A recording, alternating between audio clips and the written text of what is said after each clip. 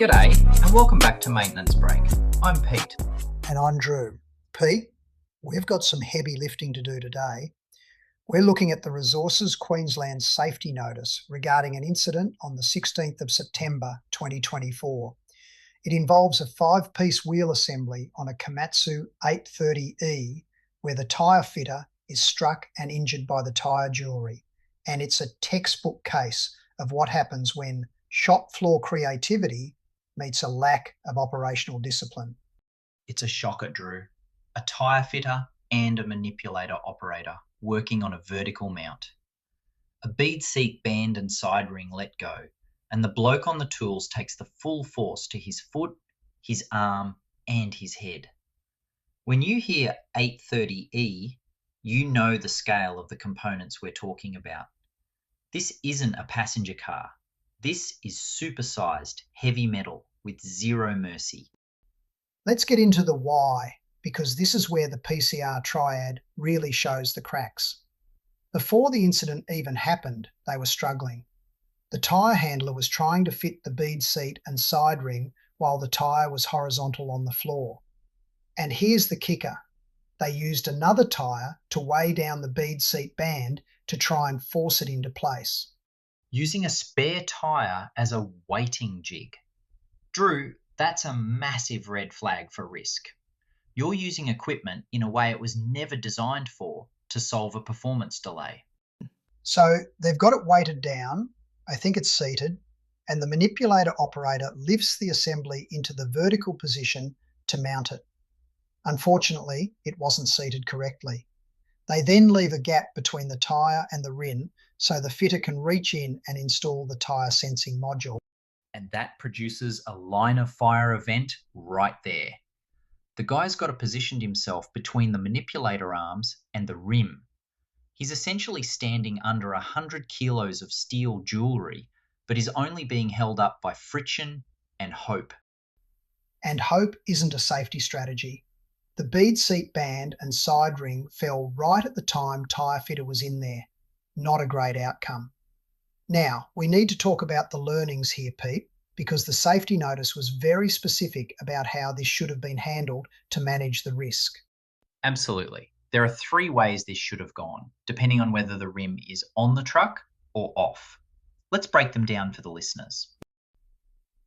First scenario, the rim is mounted on the truck. Pete, walk us through the right way. Right. If the rim is on the truck, you fit the tyre first.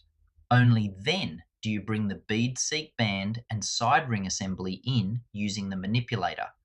You don't try to pre-hang them loosely. You get the tyre on, then the jewellery, then your O-ring and lock ring.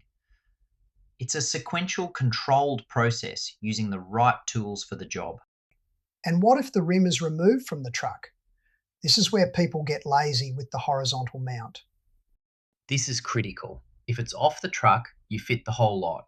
Tyre, bead seat, side ring, O-ring and lock ring while it's flat on the deck.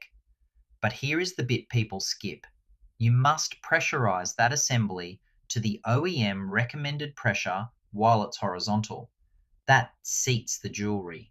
You'll hear it pop into place.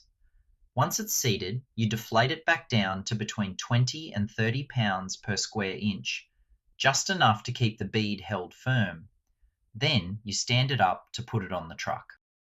So the air pressure does the work that they were relying on friction to do when they stood the tyre up. It's about using the physics of the component.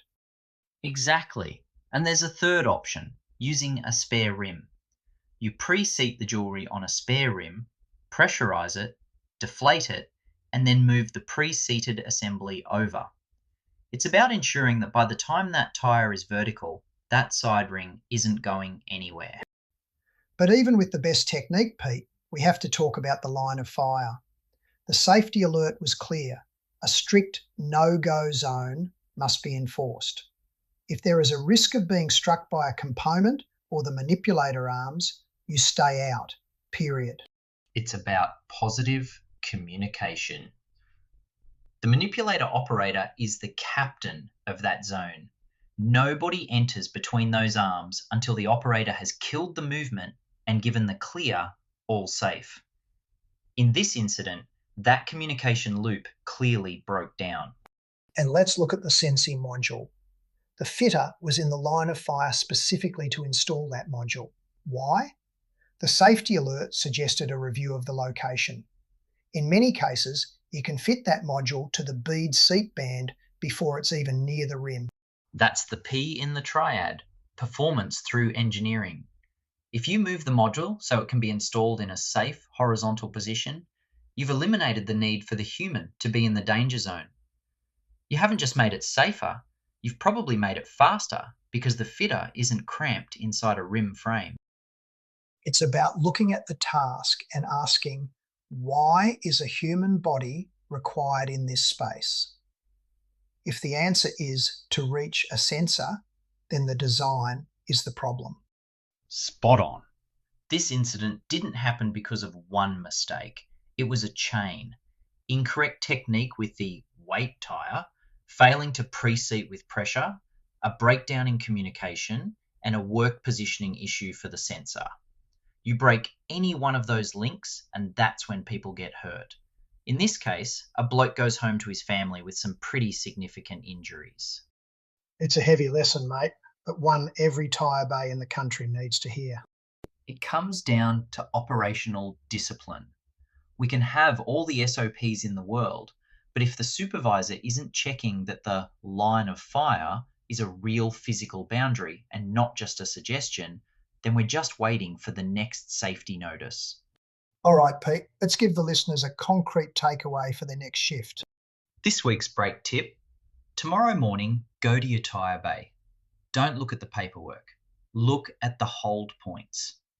Ask your team, where do we stop to check that the jewellery is seated before we stand the tyre up? How do you fit your tyre sensors? Are you putting yourself in the line of fire? If so, you've got a gap in your process. Close that gap before gravity does it for you. Too right. If it's not seated, it's not safe. Now, if you want to talk about this at your next pre-start, there is a downloadable pre-start talk on this and other pre-start topics at www.jebsadvisory.com. Links in the show notes for both the safety notice and toolbox talk. Also, please subscribe and share with your mates to keep the learnings flowing. That's us for today. A bit of a heavier one, but a necessary one. Thanks for joining us on Maintenance Break. Take care.